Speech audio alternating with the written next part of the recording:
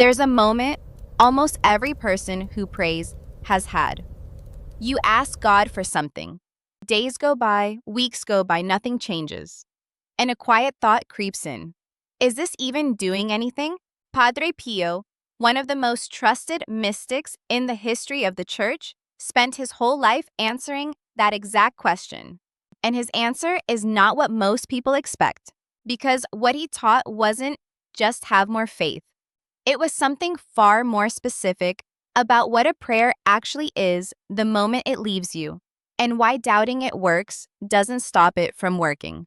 Padre Pio isn't someone giving a nice devotional pep talk. He was a Capuchin friar who bore the stigmata for 50 years, who priests and bishops traveled to for confession because of how directly he seemed to see into a person's soul. When he talked about prayer, he wasn't theorizing.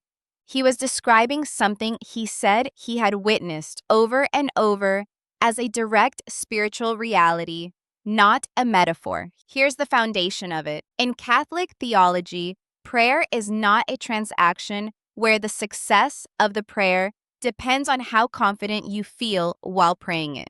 Confidence is a feeling. Prayer is an act of the will offered to God, and its effect doesn't depend on your emotional certainty.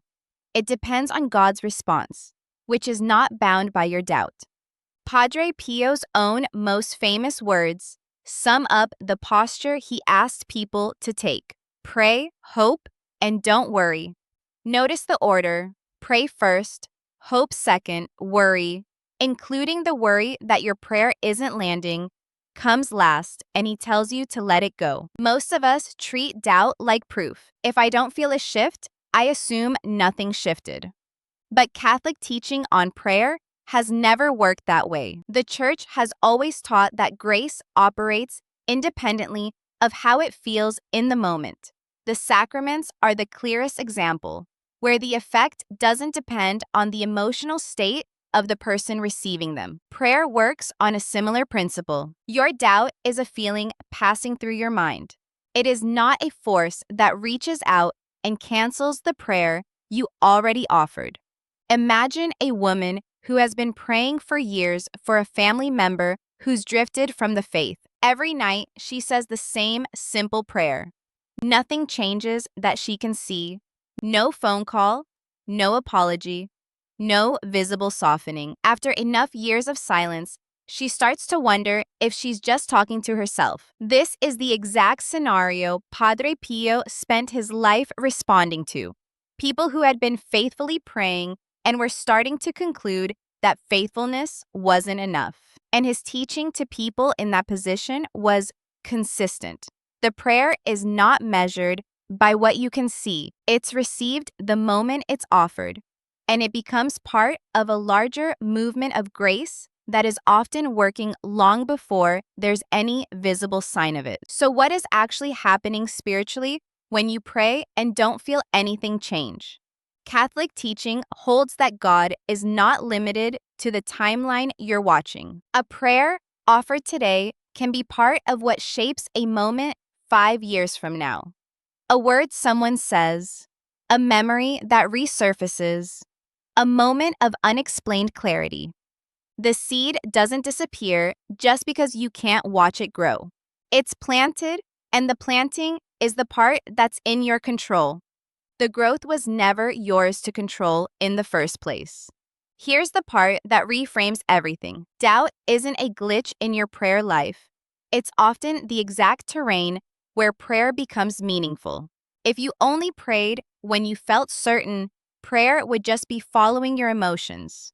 Praying through doubt, continuing to show up when you feel nothing, is actually a deeper act of trust than praying when everything feels confirmed. Scripture backs this up directly. In Luke 18, Jesus tells the parable of the persistent widow specifically to teach, as the text says, that we ought always to pray and not lose heart.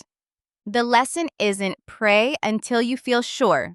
It's pray, especially when you don't. Padre Pio's counsel to people who came to him discouraged was almost always the same 3-step shape. Pray anyway, hand over the outcome, and stop trying to monitor the results in real time. Not because results don't matter, but because watching for them constantly keeps you anchored in doubt instead of trust. He wasn't telling people to stop caring.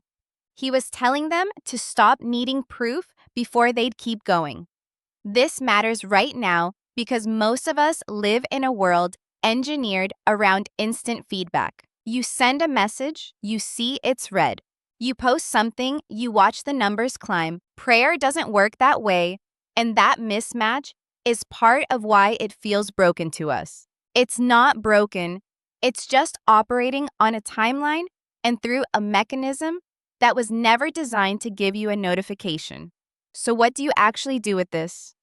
Don't wait to feel certain before you pray for the person or situation that's weighing on you. Say the prayer today, even if it feels like nothing. Then let go of tracking it.